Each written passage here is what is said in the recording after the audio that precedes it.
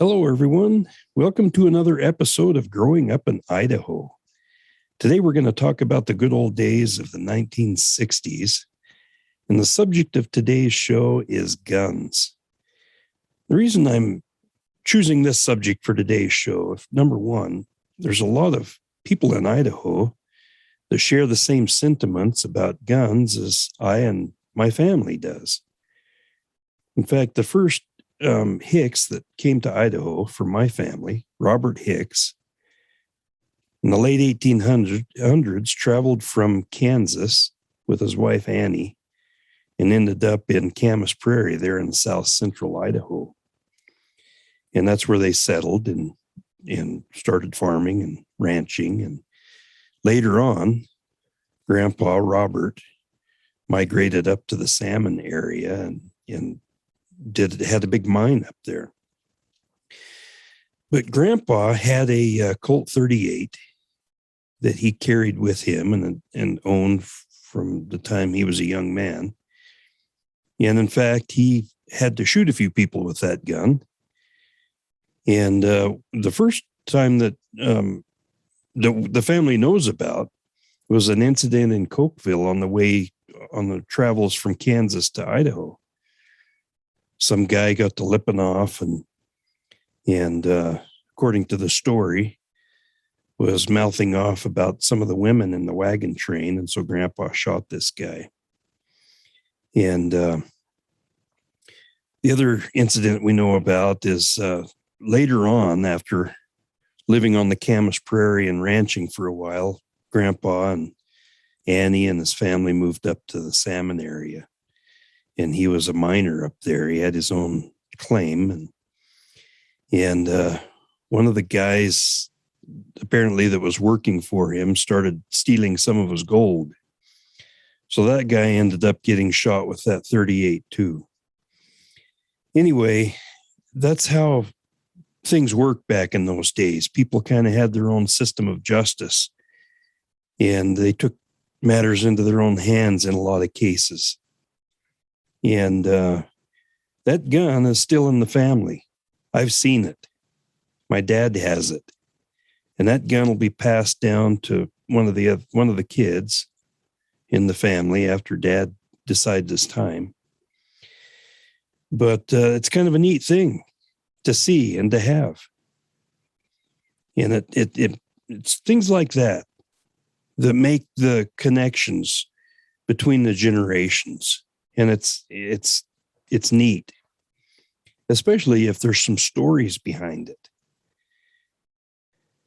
Now, I had some experiences of my own. I got my first gun when I was 10 years old. Every year we went hunting, and Dad was kind of sad because I didn't have a gun to carry. And so he came home one night with this Marlin 22 rifle.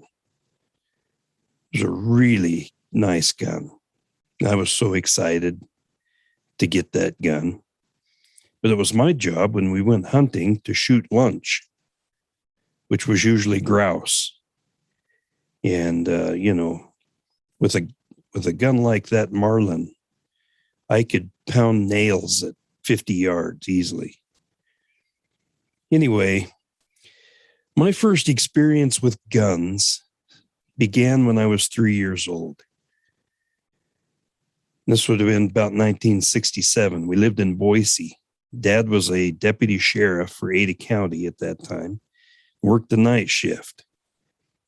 And one night, he got off work. Actually, it was early in the morning. He got off work, came home, and just forgot to put his gun up.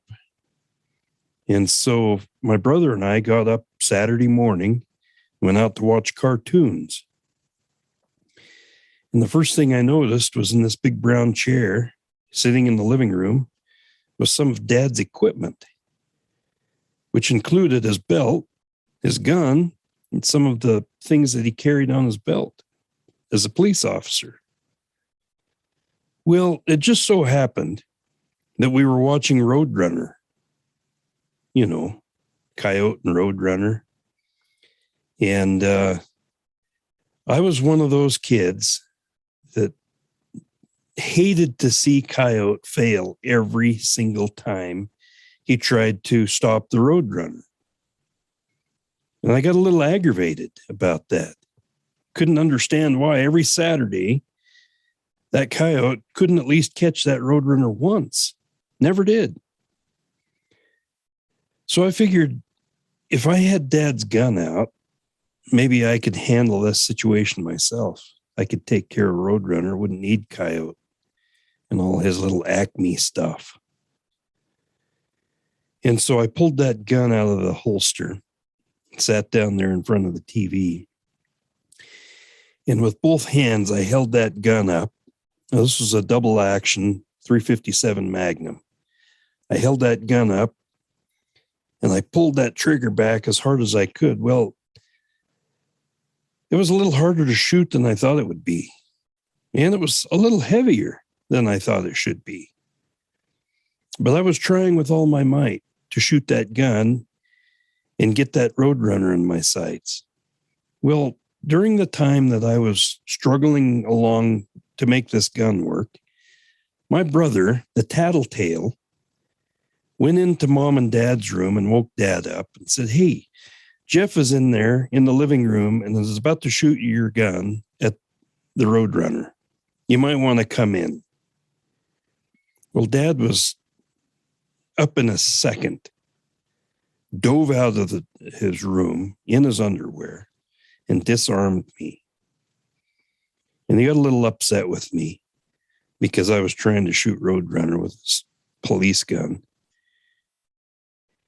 And he put the gun back in the holster and he went right in his room and put that gun up where it should have been in the first place. And then he came back out and had a little sit-down talk with me, gave me a little lecture about not pulling a gun out of its holster unless there's a reason to use it. And shooting the Roadrunner when you're 3 years old was not a good reason. So anyway, I got a good lecture. I learned about gun safety, the first rudiments of gun safety. And Dad's parting words were, in a couple of years, when you're old enough, we'll go out and shoot that gun. But from now until then, you leave that gun alone and don't mess with it ever. You understand? Yes, Dad. So anyway, that was my first foray into gun safety. And I'll always remember that. And I appreciate my dad, who had the patience after coming home from work, working all night long, to sit down with his little 3-year-old kid and teach him about gun safety, especially when he was ticked off that he had pulled that gun out and tried to shoot the TV. But that's how kids have to learn. And thankfully, thank the Lord that I wasn't able to shoot Roadrunner that morning.